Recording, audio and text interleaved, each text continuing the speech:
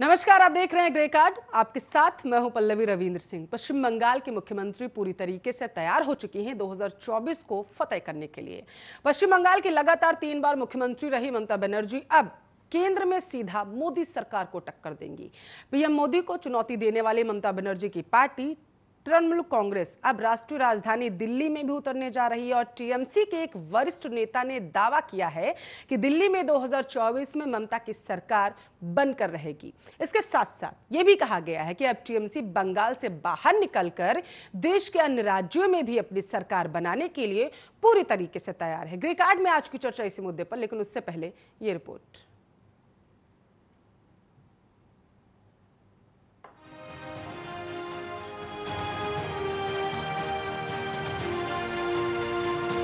बंगाल में बड़ी जीत हासिल करने के बाद अब ममता बनर्जी की पार्टी तृणमूल कांग्रेस राष्ट्रीय राजनीति में उतरने जा रही है। टीएमसी के वरिष्ठ नेता मदन मित्रा ने दावा किया कि साल 2024 में दिल्ली में ममता सरकार होगी और वहीं 21 जुलाई को एक वर्चुअल कार्यक्रम के जरिए पार्टी राष्ट्रीय राजनीति में उतरने का ऐलान करेगी। मदन मित्रा ने कहा 21 जुलाई को एक वर्चुअल कार्यक्रम के जरिए टीएमसी राष्ट्रीय राजनीति में उतरने जा रही है। पार्टी की ओर से कार्यक्रम के दौरान त्रिपुरा, असम, उड़ीसा, बिहार, पंजाब, यूपी और दिल्ली में बड़ी स्क्रीन लगाई जाएगी। साल 2024 में दिल्ली में ममता सरकार होगी। और इसके अलावा मदन मित्रा ने कहा कि उत्तर प्रदेश में 2024 के आम चुनावों में अहम साबित होगा। हालांकि उन्होंने ये भी दावा किया कि बीजेपी साल 2022 का विधानसभा चुनाव हारने वाली है। और वहीं 2024 के लोकसभा चुनाव को ध्यान में रखकर टीएमसी 21 जुलाई को शहीद दिवस पर अपने सबसे बड़े वार्षिक कार्यक्रम के जरिए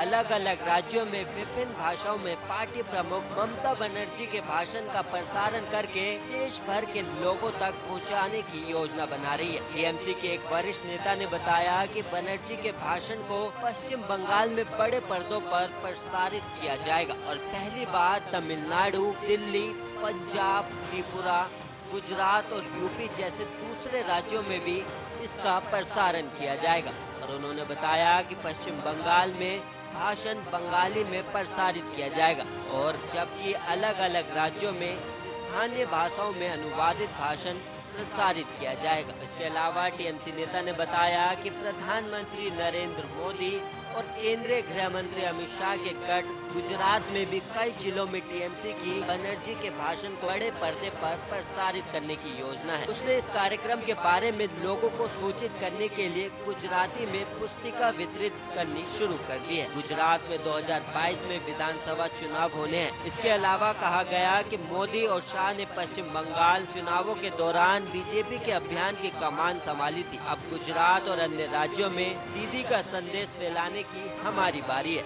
और वहीं पार्टी उत्तर प्रदेश में भी ऐसे ही कार्यक्रम आयोजित करने की योजना बना रही है। यूपी में भी अगले साल चुनाव होने हैं। सीएम ममता बनर्जी के भतीजे और डायमंड हार्बर से सांसद अभिषेक बनर्जी ने अन्य राज्यों में भी टीएमसी की पहुंच बढ़ाने का आह्वान किया था। बीजेपी से टीएमसी में लौटे मुकुल रॉय को देश भर में पार्टी की मौजूदगी बढ़ाने का जिम्मा सौंपा गया है। इसके अलावा चेन्नई में भी अन्ना द्रमुक नेता जयललिता की तरह बनर्जी को अम्मा बताते हुए चेन्नई में पोस्टर लगाए गए। टीएमसी दक्षिणी राज्यों में भी अपनी पैठ बनाने की कोशिश कर रही है। राष्ट्रीय राजनीति में अनुभव रखने वाली बनर्जी ने कहा कि वे 21 जुलाई के कार्यक्रम के बाद नई दिल्ली का दौरा करेंगी, जहां वो पुराने और नए मित्रों से मुलाकात करेंगी। वो कांग्रेस अध्यक्ष सोनिया गांधी और विपक्षी नेता से भी मुलाकात कर सकती हैं। और वहीं बनर्जी ने कहा कि अगर उन्हें राष्ट्रपति रामनाथ कोविंद और प्रधानमंत्री मोदी से मुलाकात का समय मिलता है तो वो उनसे भी मुलाकात करेंगी। टीएमसी 1993 में कोलकाता में युवा कांग्रेस की रैली में पुलिस की गोलीबारी में मारे गए 13 लोगों की याद में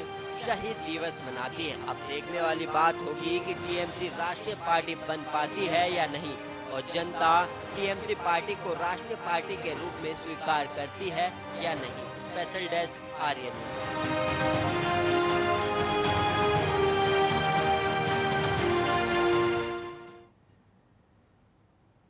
तो नंदीग्राम हारने के बाद, लेकिन फिर भी बंगाल में अपनी सरकार बनाने के बाद अब सीधा दिल्ली का रुख करने वाली हैं पश्चिम बंगाल के मुख्यमंत्री ममता बनर्जी।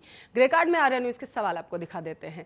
बंगाल में जीत क्या 2024 में हो पाएगी रिपीट? ये पहला सवाल है जो ग्रे कार्ड में आज हम पूछ रहे हैं, क्योंकि बंगाल में ममता बनर्जी ने सरकार तो बना ली और बीजेपी पूरे दमखम के साथ उतरी थी इस रण क्षेत्र को जीतने के लिए, लेकिन तस्वीरें इससे उलट पश्चिम बंगाल में देखने को मिली थी। तो सवाल ये कि पश्चिम बंगाल में जो जीत हुई थी क्या 2024 में रिपीट हो पाएगी? यूपी है निशाना 2024, पूछ रहे यूपी है निशाना 2024 को है बुनाना, क्योंकि आपको बताते चले ममता बनर्जी की तरफ से कहा गया है कि उत्तर प्रदेश में भी जो टीएमसी है वो चुनावी रण क्षेत्र में उतरने जा रही है। उत्तर प्रदेश के विधानसभा चुनाव को भी टीएमसी जीतने जा रही है, यानी उत्तर प्रदेश में भी टीएमसी की सरकार होगी पश्चिम बंगाल की तरह। और इसके साथ साथ अन्य राज्यों में भी टीएमसी उतरेगी और अपने कार्यकर्ताओं को उतार कर, आपको बताते चले जो चुनाव होने जा रहे हैं उन्हें भुनाने की कोशिश की जाएगी और इसका सीधा फायदा 2024 में उठाने की कोशिश की जाएगी।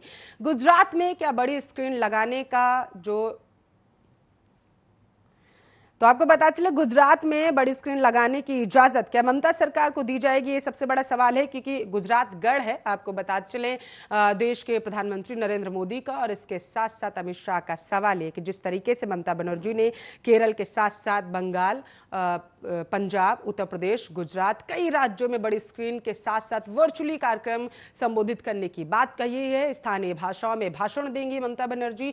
तो सबसे बड़ा सवाल है कि सीधे तौर पर अब यहाँ पर राज्यों को संगठित करने के बाद दिल्ली में सरकार बनाने की तैयारी ममता बनर्जी की तरफ से कर ली गई है। इस मुद्दे पर ज्यादा चर्चा करने के लिए स्टूडियो से हमारे साथ ईशान त्यागी राजनीतिक विश्लेषक जुड़ चुके हैं, बीजेपी के प्रवक्ता देवेंद्र प्रमुख और टीएमसी के प्रवक्ता सुमित मल्होत्रा जुड़ चुके हैं। सभी मेहमानों का स्वागत है आर्या न्यूज पर। सुमित जी, चर्चा की शुरुआत आपके साथ करना चाहेंगे। किस तारीख की तैयारियां हो चुकी हैं पूरी तरीके से? जी जी बिल्कुल बिल्कुल। कल शहीद दिवस हमारा हर स्टेट में हर जगह मनाया जा रहा है माननीय ममता दीदी के निर्देशानुसार। उत्तर प्रदेश में भी सभी जगह हम लोग अपना शहीद दिवस मना रहे हैं और आने वाले समय में हम लोग 2022 में जो भारतीय जनता पार्टी की जो नीतियां हैं, जिस तरीके से जनता के द्वारा इन लोगों को लाभ नहीं मिला, आज आप देखिए हर जना परेशान है। आज जनता मर रही है इस भारतीय जनता पार्टी की नीतियों के हिसाब से। ये कहते हैं बहुत बड़े बड़े वादे करते हैं, इन्होंने दिया क्या? 7 सालों में कुछ नहीं दिया और 5 सालों में कुछ नहीं मिला हम लोगों को, जनता को। और बड़े बड़े घोषणाएं करते हैं हमारे माननीय मोदी जी। बनारस में जाते हैं 15 लाख करोड़ रुपए देंगे, ये योजना वो योजना। तो जनता ऊब चुकी है और जनता ने मन बना गई है कि भारतीय जनता पार्टी की विदाई करनी है। और उसका आगाज हो गया है, पश्चिम बंगाल से आगाज हो गया है। हेलो जी, सुन पा रहे हैं, पश्चिम बंगाल से आगाज हो चुका है। जी जी बिल्कुल बिल्कुल। तो बनारस से चुनावी शंखनाद भरने जा रही हैं ममता बनर्जी? जी बिल्कुल बिल्कुल। 2024 में माननीय ममता दीदी अपने चुनावी के समय पे भी खुद कह चुकी हैं, माननीय मोदी जी आप अपनी दूसरी जगह देखिए, हम बनारस से चुनाव लड़ने आ रहे हैं। 2022 या 2024? बिल्कुल बिल्कुल। 24 में लोकसभा माननीय ममता दीदी बनारस से लड़ेंगी, हम तो खुद कह रहे हैं। 2024 में मोदी जी अपनी दूसरी जगह। जी बिल्कुल। 2022 क्या है 7 सालों में 2022 में भी लड़ेंगे। अच्छा ठीक है। देवेंद्र प्रमुख जी प्रतिक्रिया, बड़ा मुस्कुरा रहे हैं आप जब सुमित जी अपनी पार्टी को यहाँ पर बता रहे हैं कि वो यहाँ पर चुनाव लड़ेंगे। ममता बनर्जी बनारस से देश के प्रधानमंत्री नरेंद्र मोदी को सीधे तौर पर टक्कर देंगी जा करके, तो मैं देख रही थी आप बड़ा मुस्कुरा रहे थे। नहीं पर भी बहुत बहुत स्वागत है, हमारे मित्र ने कहा है, अच्छी बात है। देखिए लोकतंत्र एक ऐसी चीज है, लोकतंत्र की खूबसूरती भी यही है कि जिसका जो अधिकार बनता है, जिसका जो मन में होता है वो मेहनत करने की बात है कि वो अपनी किस्मत आजमाने के लिए उत्तर प्रदेश के लिए भी बोल रहे हैं, पंजाब बोल रहे हैं और गुजरात से शुरुआत करने की भी शायद उनकी सोच है। जिस तरह से कहा उन्होंने बताया, ममता दीदी की बात बताई है कि उनकी नेता क्या चाहती है, हम स्वागत करते हैं। देखिए पल्लवी जी, हमको तो लड़ना ही है। हमारे सामने तो आपने देखा कि कौन बचता है देश में, जब स्थिति आती है तो यहाँ तो ओवैसी बंधु से लेकर अखिलेश भैया तक, राहुल बाबा तक, जितने भी नेता हैं सब एक ही तो हैं। और इनमें एक ममता दीदी भी जुड़ जाएगी क्योंकि उनका भी अधिकार है लड़ने का लिया, और उन्हें भी आज की तारीख में सारे विपक्ष को रात को सोते समय एक ही सपना दिखाई देता है, वो है माननीय नरेंद्र मोदी जी। और दूसरे नंबर पर जिनको कम नींद आती है उनको योगी जी दिखते हैं। तो इनके सिवा देश में और कोई नेता किसी को विपक्ष को दिख ही नहीं रहा। सबका स्वागत है, लोकतंत्र में लड़िए। ये 7 साल बनाम 5 साल देश के आगे देश को खोखला करने का काम करा इन दोनों नेताओं ने। केवल केवल भाषणबाजी, जुमलेबाजी का काम करा है दोनों ने। जनता देख चुकी है, आपको बंगाल से भगा चुकी है, बंगाल का हाल आप देख चुके हैं, अब उत्तर प्रदेश से भी आपको भगाएगी। निश्चित रूप से 6 महीने रह गए, आपको वापस गो बैक करेगी। एक को गुजरात भेजेगी, एक को गुजरात भेजेगी, एक को गुजरात भेजेगी। जी जी, आपकी मित्र याददाश्त के लिए मैं थोड़ा सा आपको दुरुस्त कराऊंगा कि आप जिस तरीके से गलत फहमी में हैं, जिस तरह से आप कहने की बंगाल नहीं, हम गलत फहमी में नहीं है, गलत फहमी में हम नहीं है, गलत फहमी में आप जहाँ 0 से शुरुआत की वहाँ 70+ सीट पर बैठे हैं, तुम्हारे घर में जाकर अरे बंगाल अरे हमारे घर में जाके हमारे नहीं तोड़े आपने, हमारे तोड़ने के बाद आज देखिए लोगों को कतरान मचाते हो। देवेंद्र भाई आज भी लोग भाग रहे हैं, आपका घर छोड़ के भाग रहे हैं। देवेंद्र भाई आपका घर छोड़ के भाग रहे हैं। तुम्हारी ये देवेंद्र भाई तुम्हें नंगा कर देगी इस देश में। गलत मत देवेंद्र भाई बंगाल नहीं है सारा देश, उत्तर प्रदेश और गुजरात की जनता जानती है, नंगा कर करके पिटाई करती है। ये बंगाल नहीं है कि बम फेंक दोगे घर में, घर उड़ा दोगे। नहीं, बम फेंकने का काम आप ही ने करा है, बम फेंकने का काम आपने करा है। ये किस तरीके का जनता को मारने का काम करा है। बंगाल में खेलते खेलते पूरे देश में खेलने का। अरे देवेंद्र भाई ये धमकी मत दीजिए किसी को, ये धमकी मत दीजिए किसी को, ये धमकी मत दीजिए, ये धमकी मत दीजिए। हम लोग धमकी से ही डरने वाले हैं, हम लोग धमकी से डरने वाले नहीं हैं। हम लोग अरे देवेंद्र भाई हम लोग धमकी से डरने वाले नहीं हैं। की राजनीति आप बंगाल में हम लोग आपको वोट के माध्यम से हरा के दिखाएंगे उत्तर प्रदेश के अंदर। चुनाव के बाद आप लोग ने कत्लेआम मचा रखा है, वो सब भूल जाओगे आप। वो जनता सब देख रही है, भूल जाओगे। बंगाल में आपने क्या करा था, बंगाल की जनता ने आपको आईना दिखा दिया है। ये उत्तर प्रदेश की जनता बिल्कुल तैयार जी, कत्लेआम उत्तर प्रदेश में कत्लेआम हो रहा है, उत्तर प्रदेश में मारा जा रहा है, माँ बहन बेटियों को मारा जा रहा है, चीर हरण करा जा रहा है इस उत्तर प्रदेश में। अरे चीर हरण करा जा रहा है, चुनाव जीतने के लिए गुंडागर्दी हो रही है, लोगों को गोली मारी जा रही है। ये प्रशासन है, ये लॉ एंड ऑर्डर चल रहा है आपका। पता लग जाएगा आपको law and order. Sumit ji आपने लॉ एंड ऑर्डर की बात की, यही लॉ एंड ऑर्डर पश्चिम बंगाल में भी देखने को नहीं मिल रहा है। वहाँ की तस्वीरों पे भी अगर गौर करते हो, 2 शब्द उन पर भी बोलते तो बेहतरीन लगता है। ईशान त्यागी राजनीतिक विश्लेषक है हमारे साथ जुड़े हुए। ईशान जी क्या लगता है आपको, बंगाल में जो जीत हुई थी क्या ममता बनर्जी उसे रिपीट कर पाएंगी? देखिए पल्लवी जी, अभी ये कहना बहुत जल्दी होगी कि ममता बनर्जी जी माना वो मुख्यमंत्री हैं और बहुत प्रमुख नेता हैं बंगाल की, लेकिन अगर आप देखें तो थोड़ा सा मैं आपको भूतकाल में लेके जाना चाहूँगा। जो जिस तरह से 3rd फ्रंट, 2nd फ्रंट और ये 4th फ्रंट, 5th फ्रंट कर करके जो सरकारें बनी हैं देश में, उसमें 6 प्रधानमंत्री रह चुके हैं पूरे देश में। मोरारजी देसाई, चौधरी चरण सिंह, चंद्रशेखर, वीपी सिंह, HD देवेगौड़ा और IK गुजराल, ये सब जो सरकारें थी, ये किसी ना किसी पार्टी को, चाहे वो भारतीय जनता पार्टी को या कांग्रेस को, समय समय पर सत्ता से दूर रखने की कोशिश की गई थी इन प्रधानमंत्रियों को सरकार में लाके। लेकिन अगर आप इनका टोटल देखें, कार्यकाल देखें, तो इन 6 का टोटल कार्यकाल मिला के लगभग 2218 दिन बनता है और ये लगभग 6 साल के आसपास है। पूरे 70 साल के इतिहास में मतलब ये 6 साल ही ये लोग 6 लोग प्रधानमंत्री रह पाए। तो सबसे बड़ी बात है कि ये जो 3rd, 4th, 5th, 6th front का जो फॉर्मूला है, ये ट्राइड, टेस्टेड और फेल्ड फॉर्मूला है। पहली बात तो ये है, क्योंकि जो भारत की जो जनता है उसको स्टेबिलिटी पसंद है। जब तक स्टेबिलिटी नहीं होगी किसी सरकार में, तब तक एक सरकार 5 साल तो नहीं टिक पाएगी और 1-2 साल से ज़्यादा नहीं टिक पाएगी। ये सबसे महत्वपूर्ण बात है। दूसरी चीज़ यहाँ पे ये है, देखिए जो कांग्रेस पार्टी है, कांग्रेस पार्टी का जो वोट शेयर है पूरे देश में वो 20% है। हम तथ्यों पे बात करें तो अच्छा है कि इसका लॉ एंड ऑर्डर चल रहा है, क्या चल रहा है वो देखिए। दोनों पार्टी एक ही जैसी हैं, भारतीय जनता पार्टी और TMC एक ही जैसी मानता हूं मैं, क्योंकि देखिए जिस तरह से बंगाल में चुनाव हुआ और जिस तरह से विध्वंसकारी नीतियां अपनाई गई दोनों पार्टियों के द्वारा, दोनों पार्टी एक ही हैं। वापस आते हैं विषय पे। जो कांग्रेस पार्टी है उसका पूरे देश में वोट शेयर 20% के आसपास है। तो ये बात तो कोई भी पार्टी भूल जाए कि वो कांग्रेस को मिलाए बिना एक ऐसा फ्रंट बना सकती है, एक ऐसी कोलिशन गवर्नमेंट बना सकती है कि वो भारतीय जनता पार्टी को काउंटर कर पाएगी 2024 के इलेक्शन में। दूसरी चीज यहाँ पे है, समय समय पर कोशिश भी की गई, चाहे वो कोशिश की गई हो KCR जी के द्वारा, चाहे वो कोशिश की गई हो चंद्रबाबू नायडू जी के द्वारा, चाहे वो कोशिश की गई हो सोनिया गांधी जी के द्वारा, अभी तक हमें ऐसे संकेत नहीं मिले हैं कि कोई ऐसा फॉर्मूला बन सकता है कांग्रेस को मिला के या कांग्रेस को हटा के भी जो फिलहाल नरेंद्र मोदी जी की जो सरकार है 2024 में उनको काउंटर कर पाए। इसके लिए आपको क्या करना पड़ेगा? सबसे बड़ी बात यह है कि सारी पार्टियों को एक मंच पे आके, अगर उनको करना है ये चीज, एक मंच पे आके जो जनता के विषय हैं, जो लोग जो हमारे जो देश के विषय हैं उन पे लड़ना पड़ेगा, बनिस्पत इसके कि हम हिंदू मुसलमान पे भारतीय जनता पार्टी को काउंटर करें। क्योंकि अगर हिंदू मुसलमान पे चुनाव होंगे फिर से, जिस तरह से हमने देखा होते आए हैं भारतीय जनता पार्टी के राज में, तो ये 100% बात तय है कि भारतीय जनता पार्टी ही जीतेगी उसमें, अगर इस तरह की कोई चीज होगी। अगर अब आप यहाँ पे देखें, एक चीज और मैं आपको एक फैक्ट बता देता हूं यहाँ पर कि देखिए, उत्तर प्रदेश के जो चुनाव हैं अगले साल वो सबसे ज्यादा महत्वपूर्ण है, क्योंकि जो दिल्ली की सड़क है वो लखनऊ से होके ही गुजरती है।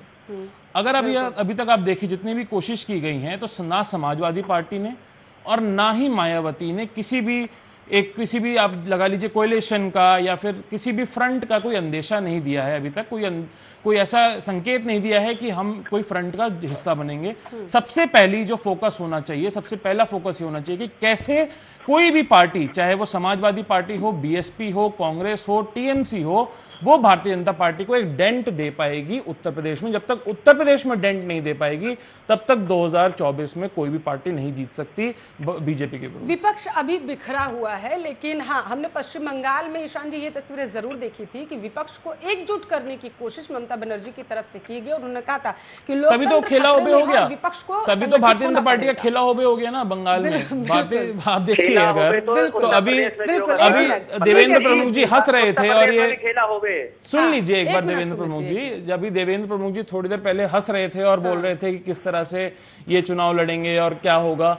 आपका खेला होवे जो बंगाल में हुआ है वो आपका जो अहंकार है उसको लेके हुआ है, वो इस वजह से नहीं हुआ कि आप जनता के मुद्दे लेके नहीं गए। हाँ, आपने गेन किया, लेकिन आपका खेला हुए ही हुआ है, क्योंकि आप वहां पे आपने बड़े से बड़े नेता को उतार दिया। आपने प्रधानमंत्री मोदी जी, अमित शाह, बाबुल सुप्रियो, योगी आदित्यनाथ सब वहां जाके पहुंच गए, सबने प्रचार कर लिया, लेकिन आपका खेला हुए हो गया आखिर में। इन लोगों ने गलत प्रचार करा सर, गलत प्रचार करा। अच्छा सुमित जी, अच्छा ये हो गया था कहीं ना कहीं भारतीय जनता पार्टी को ईशान जी की सरकार तो अब पश्चिम बंगाल में बनने ही जा रही है भारतीय जनता पार्टी की। ये जो सोच थी ये थोड़ा जो उसे थी पश्चिम बंगाल में लोई डूबी कहीं ना कहीं, ये ईशान जी कहना चाहते हैं। सुमित जी, कांग्रेस पार्टी की सुनिए सोनिया गांधी से मुलाकात भी करने जा रही है जी ममता बनर्जी। देखिए जी कह दिया इन्होंने, इसका मतलब करने जा रहे हैं, इसका मतलब विपक्ष को संगठित करने की कोशिश कहीं ना कहीं की जा रही। जैसा ईशान जी कह रहे थे कि अगर केंद्र में सरकार बनानी है तो बिना विपक्ष को लिए और बिना कांग्रेस को लिए, क्योंकि कांग्रेस मुख्य विपक्षी पार्टी, इससे कोई डिना नहीं कर सकता, सबसे बड़ी पार्टी, सबसे पुरानी पार्टी, उसे लिए बिना तो नहीं।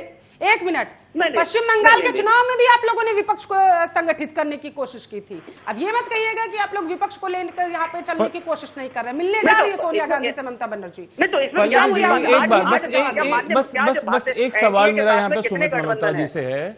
एक सवाल सुन ले सुमित मल्होत्रा जी, अब अपना जवाब देंगे तो उसमें ऐड करके बता दें कि जिस तरह से मदन मित्रा जी ने बोला है कि ममता बनर्जी जी 2024 में सरकार बनाएंगी दिल्ली में आके, तो क्या ये फॉर्मूला आपने डिस्कस कर लिया है अन्य पार्टियों के साथ, एनसीपी के साथ, शरद पवार जी जो की पार्टी है, उद्धव ठाकरे जी के साथ, कांग्रेस के साथ? क्योंकि देखिए पल्लवी जी, होगा ये, अगर इस तरह से सब कोई अपने आप को डिक्लेयर कर देगा कि मैं सरकार बनाने जा रहा हूं या मैं प्रधानमंत्री बन जाऊंगा जाके, तो अगर सरकार बन भी गई, मान लीजिए वैसे तो सरकार बनेगी नहीं, लेकिन अगर सरकार बन भी गई इस आपने कैसे मान लिया? क्या चुनाव होगा क्या 24? शरद पवार जी तो प्रधानमंत्री के साथ बैठ के करके जा रहे हैं। सुमित जी जवाब दीजिए। चलिए सुमित जी जवाब दीजिए। ईशान जी देखिए, आज क्या है देश के अंदर हालत क्या है। एक तो महंगाई किससे जनता मर रही है, 100 रुपए लीटर से ऊपर तेल हो चुका है, 850 रुपए गैस के दाम हो चुके हैं। कोई इस पे बात करने को राजी नहीं है, कोई मीडिया दिखाने को राजी नहीं है, जनता पिस रही है। माननीय मोदी जी कह रहे हैं हमने इतने लाख करोड़ रुपए दे दिए, बिल्कुल सही बात है, मैं आपकी बिल्कुल बात से एग्री करता हूं। होता चला जा रहा है, कोई बात करने को राजी नहीं है। तो गलत नीतियों की वजह से, गलत एक्शन की वजह से जनता इन्हें उखाड़ फेंकेगी। जनता चाहती है नया चेहरा, वो उसे मिल चुका है माननीय ममता दीदी के रूप में। आप देख लीजिएगा 2024 में माननीय मोदी जी की विदाई होगी, तय है, बिल्कुल तय है। ठीक है, आपने जिस तरीके से कहा उस तरीके से सुमित जी ने एक बात, ईशान जी ने एक बात और बोली। सुमित जी, उन्होंने कहा कि अगर हिंदुत्व के एजेंडे को लेकर के बीजेपी उतरी चुनाव में, सुनिए मेरी बात, अब ये मत कहिएगा आप लोग नहीं उतरे थे, चंडी पाठ किया था जाकर के, मंत्रोच्चारण किया था, गोत्र तक बता दिया था ममता बनर्जी ने, तो ये मत कहिएगा कि आप लोग हिंदुत्व का झंडा आप लोगों ने उठाया नहीं था पश्चिम बंगाल के चुनाव में। तो उन्होंने ये भी कहा, आप राजनीतिक विश्लेषक है, विश्लेषण उन्होंने किया ना कि अगर ऐसा हुआ तो बीजेपी की सरकार दोबारा से आ सकती है। विपक्ष को संगठित करना इस वक्त बहुत जरूरी है। एक मिनट सुमित जी, महागठबंधन क्या दोबारा आने जा रहा है? उसके बाद देवेंद्र प्रमुख जी आपके पास। सुमित जी, महागठबंधन दोबारा आने जा रहा है?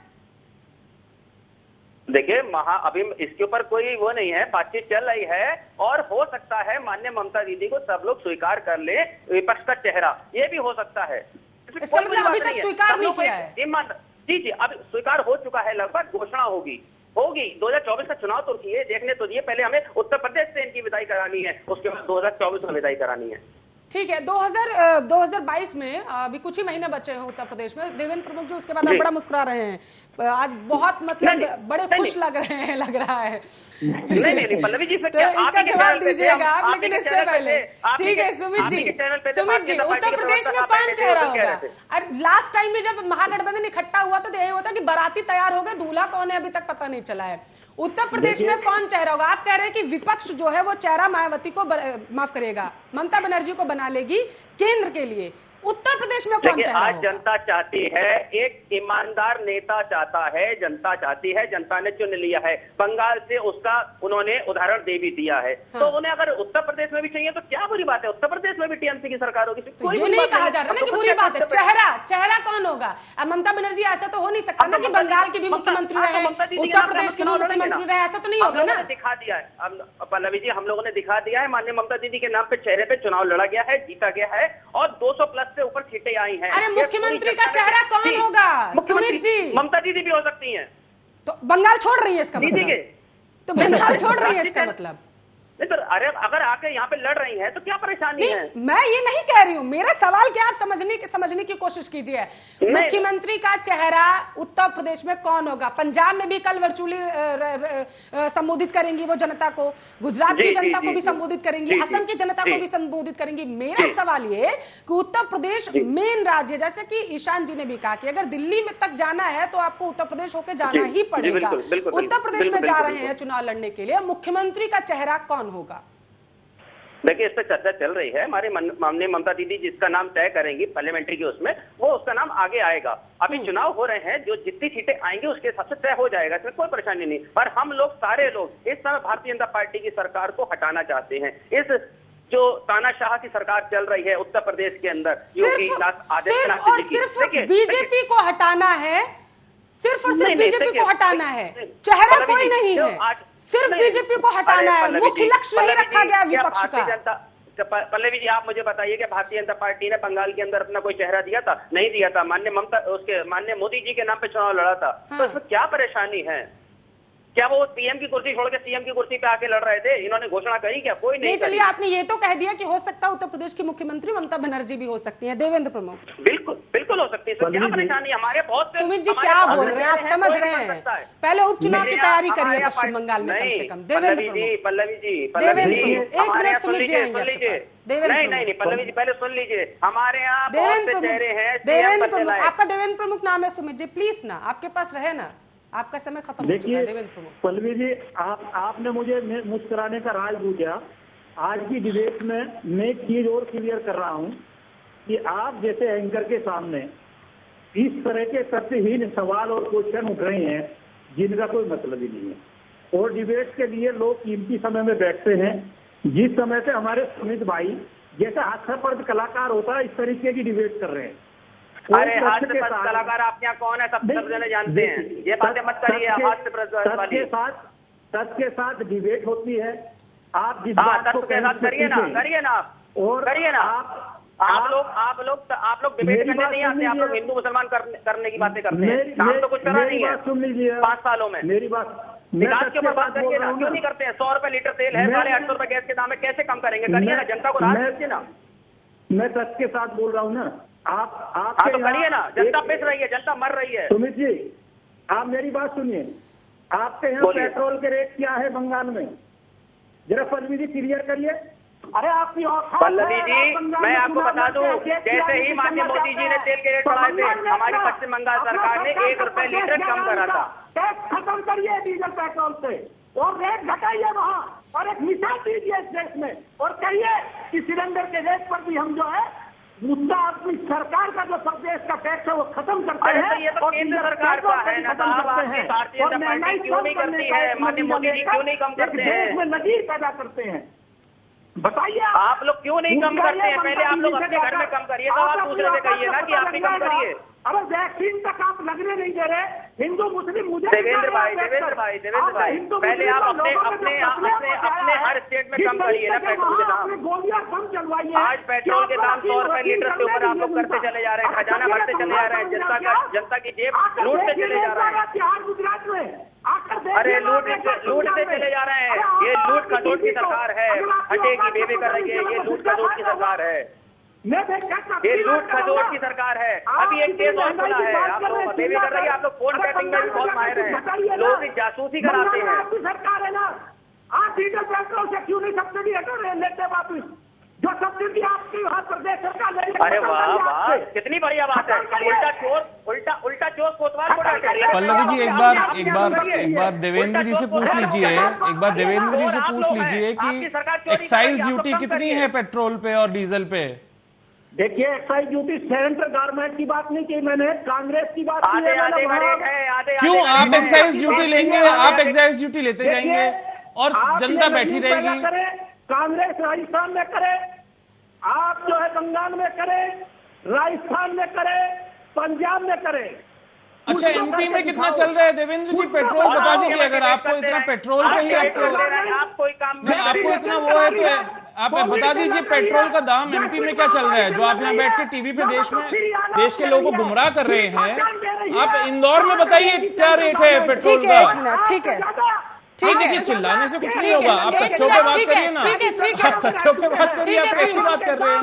ठीक है, जनता देख रही है किस तरह सिलेंडर का दाम बढ़ रहा है, जनता देख रही है किस तरह से पेट्रोल डीजल का दाम बढ़ रहा है। सुमित जी ठीक है प्लीज, ठीक है सुमित जी, नंदीग्राम की जनता ने ममता बनर्जी को नकार दिया था, लेकिन इसमें कोई दो राय नहीं है कि पश्चिम बंगाल में अभी ममता बनर्जी की सरकार है। देवेंद्र प्रमुख जी प्लीज, ठीक है, एक मिनट सुमित जी, मेरा सवाल भी कंप्लीट नहीं हुआ है। देवेंद्र प्रमुख जी प्लीज शांत हो जाइए पहले, ठीक है, एक मिनट।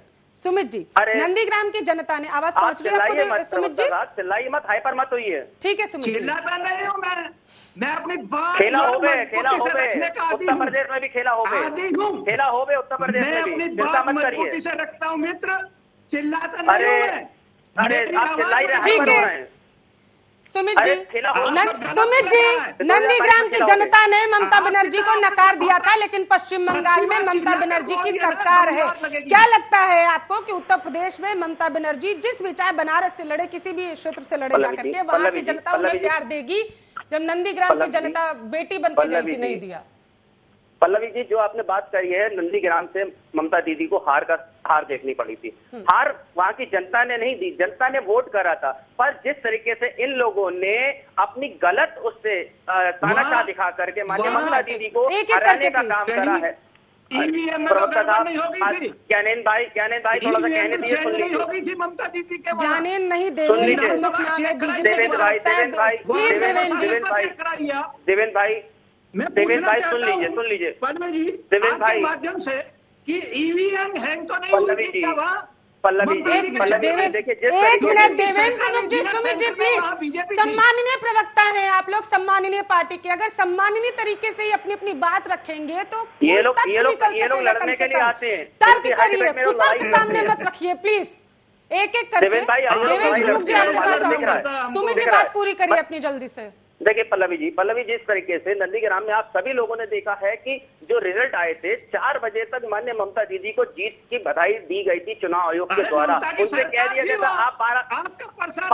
सुन लीजिए देवेंद्र प्रमुख जी आपके पास आएंगे, देवेंद्र प्रमुख जी, देवेंद्र भाई सुन लीजिए, या तो आप सुनने का ऐसे रखिए, ऐसे डिबेट पे पल्लवी जी मत बढ़ाया करिए। ये लोग चिल्लाते रहे, इन लोगों का चिल्लाने का काम रह गया, सुनने का तो पीसीआर एक बार देवेंद्र जी की आवाज डाउन कर दीजिए, मजबूरी में करना पड़ रहा है। देवेंद्र जी देखिए प्लीज अच्छे तरीके से बात अपनी, कम से कम तर्कों के साथ अपने तथ्य रखा कीजिए तो ज्यादा बेहतर लगता है, यही उम्मीद रहती है। पल्लवी जिस तरीके से सुमित जी बात पूरी करिए। सुमित जी 4 बजे तक माननीय ममता दीदी को चुनाव आयोग के द्वारा आरओ के द्वारा जीत घोषित कर दी गई थी। वहां से ममता दीदी जैसे ही अपने कार्यालय, अपने घर निवास पर पहुंचती हैं, पीछे से दिखा दिया जाता है आप 1700 वोटों से 1900 वोटों से हार गए हैं।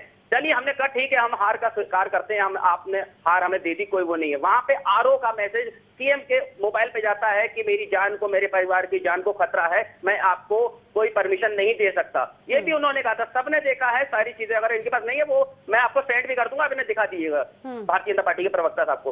पर जिस तरीके से बंगाल के अंदर वहां की जनता ने भारतीय जनता पार्टी की गलत नीतियों से, गलत प्रचार से भारतीय जनता पार्टी को आईना दिखाया है, ये अब पूरे देश में होने वाला है। पहले उत्तर प्रदेश से होगा, फिर पूरे हिंदुस्तान से होगा, माननीय मोदी जी की विदाई होगी।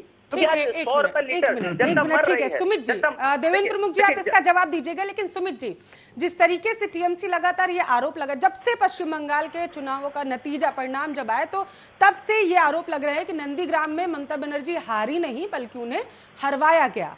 अगर नंदीग्राम से ममता बनर्जी को हरवाया गया और आप कहते हैं कि बीजेपी के पास इतनी ताकत थी कि नंदीग्राम की बेटी को, जब वो नंदी भवानीपुर छोड़ के वहां गई चुनाव लड़ने के लिए, वहां से उन्होंने हरवा दिया, तो यही तस्वीरें अभी भवानीपुर में भी चुनाव होने जा रहे हैं, कहीं ये तस्वीरें दोबारा से ना दोहरा दी जाए। अन्य क्षेत्रों में क्यों नहीं दोहराई गई? फिर अन्य क्षेत्रों में जहां टीएमसी की जीत हुई है तो वहां पर भी फिर दोबारा से वोटिंग होनी चाहिए, सुप्रीम कोर्ट का दरवाजा फिर उन्हें भी खटखटाना चाहिए था।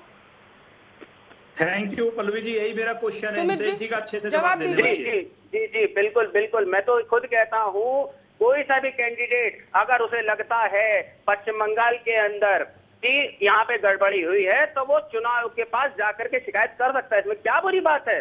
कर सकता है, वो लोग करे ना, क्यों नहीं कर रहे? उन लोगों को मालूम है। देखिए नंदीग्राम बेहतर तब लगता है जब टीएमसी ये कहती है कि पश्चिम बंगाल में दोबारा चुनाव होने चाहिए, पश्चिम बंगाल में दोबारा होने चाहिए, ना कि नंदीग्राम में दोबारा से चुनाव होने चाहिए। और अगर ऐसा ही था तो कलकत्ता हाईकोर्ट सबसे पहले ममता बनर्जी को पहुंचना चाहिए था, इंतजार नहीं करना चाहिए था महीनों तक। देवेंद्र प्रमुख देखिए ऐसा है, ठीक है देवेंद्र प्रमुख, सुमित जी ठीक है, देवेंद्र प्रमुख अब इनसे कहिए, आप मेरी बात सुनेंगे 2 मिनट, मैं इनको बताइए पल्लवी जी, आपने जिस तरह से क्वेश्चन किए हैं, मैं वही चीज बीच में इनकी काट रहा था।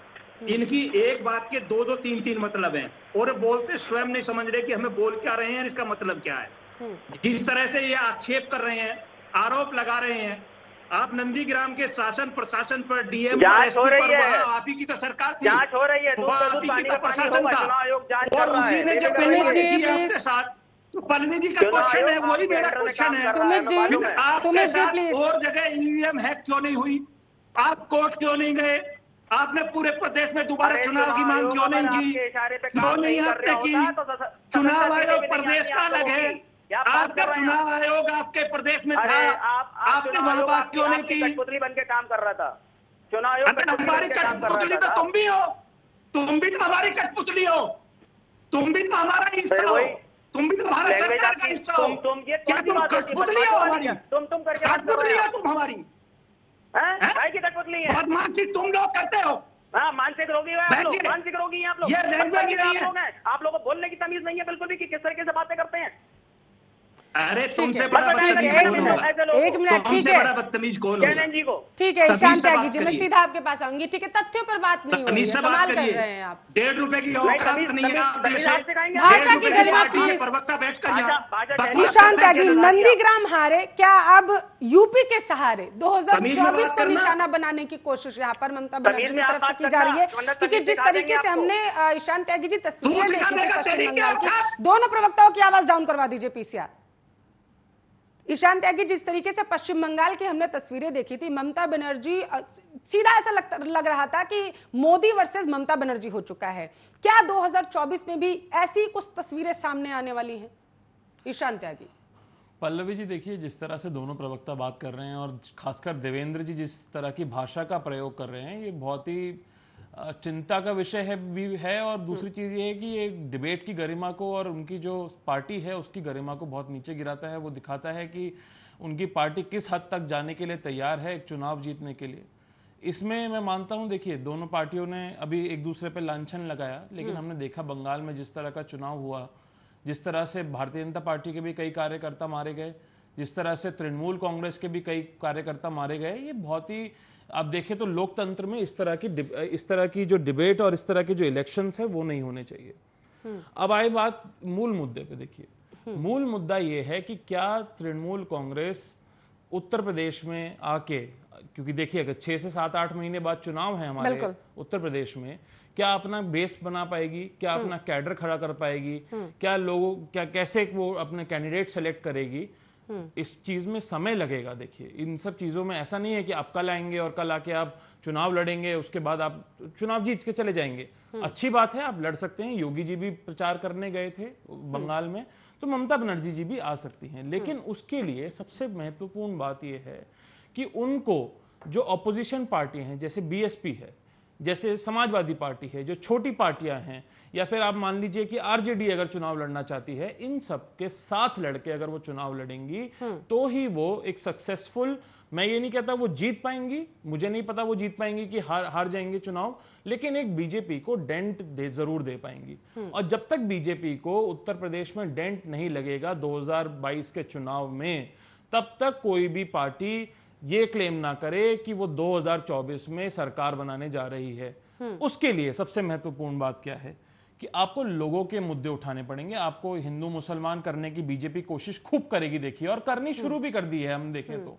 लेकिन आपको जो लोगों के मूल मुद्दे हैं, बेरोजगारी के, महंगाई के, उसके बाद जो सरकारी कंपनियों का निजीकरण हो रहा है उसके बाद कृषि कानून आया है, या जो उत्तर प्रदेश के जो किसान परेशान है, गन्ना किसान और गेहूं के किसान परेशान है, उसके जिस तरह से उत्तर प्रदेश में कानून व्यवस्था है, उसके ये सब चीजें अगर वो चुनाव में लेके जाएंगे मुद्दे के तौर पे, तो ही वो चुनाव में सफल हो पाएंगे। अदरवाइज आप देखें, अगर हिंदू मुसलमान पे चुनाव हुआ तो 100% मैं मानता हूं भारतीय जनता पार्टी की ही जीत। क्या आपको लगता है जल्दबाजी में ममता बनर्जी की तरफ से ये फैसला लिया गया? क्योंकि खींच तो थोड़ी सी खा गई थी ममता बनर्जी, जो पश्चिम बंगाल में चुनाव हो रहे थे, मोदी वर्सेस ममता बनर्जी वहां हो चुका था। तो अब ये बहुत बड़ा फैसला है एक तरीके से। हालांकि आप भी कह रहे हैं कि बहुत मुश्किल देखिए वो इसलिए हुआ था क्योंकि जिस तरह से चुनाव का स्तर गिरा था वहां पे, आप देखें तो जिस तरह की भाषा का प्रयोग प्रधानमंत्री मोदी जी ने भी किया, उनकी जो कुर्सी की गरिमा है उसको वो सूट नहीं करता है। जिस तरह का भाषा का प्रयोग अमित शाह जी ने किया, जिस तरह की भाषा का प्रयोग योगी जी ने किया, या खुद ममता बनर्जी ने किया, वो चुनाव की जो एक प्रक्रिया है उस पर सबसे बड़ा सवाल है और सबसे बड़ी चिंता का विषय है कि जो इलेक्शन कमीशन है उसने उस बात की संज्ञान नहीं लिया। दूसरी चीज यहाँ पे देखिए कि उन्होंने जल्दी तो इस बार बोल दिया है कि हम उत्तर प्रदेश में चुनाव बना सकते हैं और मुझे नहीं सरकार बना सकते हैं, और मुझे नहीं पता सुमित जी किस बेसिस पे बोल रहे हैं कि ममता बनर्जी जी चीफ मिनिस्टर बन जाएंगी उत्तर प्रदेश की। ये सब देखिए, ये सब बेसलेस चीजें हैं। सबसे बड़ी बात है पहले अपना संगठन खड़ा करें, जो पार्टियां हैं उनको साथ लेके चलें, तभी वो एक नेता बन पाएंगे। और उनपे मुहर लगनी चाहिए सभी पार्टियों की सबसे पहले। जब तक मुहर नहीं लगेगी उनपे, तो वो कैसे बोल सकते हैं कि मैं 2024 में एक सरकार बना के मैं उसकी प्राइम मिनिस्टर बनूंगी। देखिए कि क्योंकि अभी कई सारे नेता हैं, उनसे सीनियर भी हैं, अगर देखें आप तो यहाँ पे आप देखें लालू प्रसाद यादव जी हैं, अखिलेश यादव, मुलायम यादव की जो पार्टी है वो भी है, अगर देखें आप बड़े तौर से वो बड़े रूप में उत्तर प्रदेश से आती है। यहाँ आप देखें तो शरद पवार जी हैं जो ऑपोजिशन के बड़े नेता माने जाते हैं। तो सबसे पहली बात है कि स्टेप बाय स्टेप चलना पड़ेगा, उनको सारी पार्टियों को इकट्ठा करके एक संगठन बना के अकेले टक्कर देना बिल्कुल मुश्किल। ठीक है, सुमित जी जल्दी से टिप्पणी दीजिए। सुमित जी, पल्लवी जी देखिए, मैं ईशान भाई की बात से बहुत ज्यादा सहमत हूँ। सही बात कहते हैं कि सबको एक साथ संगठित होकर के ही लड़ना चाहिए। क्या आज मुझे बताइए, बंगाल के अंदर जिस तरीके से इन लोगों ने एक अकेली मात्र नेता से हमारे टक्कर ली, उन्होंने अकेले लड़ाई लड़ी और भारतीय जनता पार्टी के सारे नेता कूद गए थे बंगाल के अंदर। सुमित जी, बंगाल का चुनाव अलग है, राज्य के चुनाव अलग होते हैं, देश के चुनाव अलग होते हैं, कैसी बात कर रहे हैं? महागठबंधन बनके धराशायी हो चुका है सुमित जी, वो हिंदी तो बोलने भी दीजिएगा, वो बात गलत। समय की कमी है मेरे पास। सुमित जी, मैं आपसे एक बार महागठबंधन बनके धराशायी भी हो चुका है। ध्यान देने वाली बात ये भी है, दोबारा से संगठित हो रहे हैं तो जनता को जवाब क्या देंगे जा करके, ये भी महत्वपूर्ण बात है। देवेंद्र प्रमुख जी, जल्दी से टिप्पणी, समय की कमी है, आपकी प्रतिक्रिया आपकी तरफ से। देवेंद्र जी, देखिए, मेरी देवेंद्र टिप्पणी जल्दी यही है, से। इसमें मैं पल्लवी जी इनको बताना चाहूंगा कि आपने जिस तरह से कहा कि ये गठबंधन बने और पहले भी बना है, इनका स्वागत है, खूब इकट्ठे होकर आइए। और भारतीय जनता पार्टी तैयारी के साथ बैठी है, उसे पता है कि उसके ज्यादा जितने भी दल है जिनके नाम लिए हैं, ईशान भाई ने बता दिया सारा कुछ, ये सारे इनमें एक ही नाम जुड़ना ममता जी का, उससे जोड़िए और आइए। आपका स्वागत है लोकतंत्र में। और उत्तर प्रदेश में नहीं, पूरे देश में जहां भी चाहेंगे वहां हम जवाब देंगे। और बंगाल में हमने बहुत शानदार चुनाव लड़ा है, वहां हम 2 से 70 पर पहुंचे हैं, इसलिए हमें कहीं सोचने की जरूरत नहीं है। आने वाले समय में निश्चित बंगाल हमारा होगा। पेट्रोल के मुद्दे पे अगर चुनाव हो गया ना तो आप 1 मिनट में बाहर हो जाएंगे, ये भी याद रखिएगा। तो आप भी विकास के मुद्दे पे चुनाव लड़िएगा, उसकी बात ही आप भी विकास के मुद्दे पे चुनाव लड़िएगा। ये भारत पाकिस्तान, हिंदू मुसलमान, इस मुद्दे पे चुनाव बहुत बहुत शुक्रिया सभी मेहमानों का इस मुद्दे पर चर्चा करने के लिए। तो ग्रे कार्ड में फिलहाल के लिए मेरे पास इतना ही समय है। देश दुनिया की तमाम खबरों के लिए आप देखते रहिए आपका अपना न्यूज चैनल आर्या न्यूज।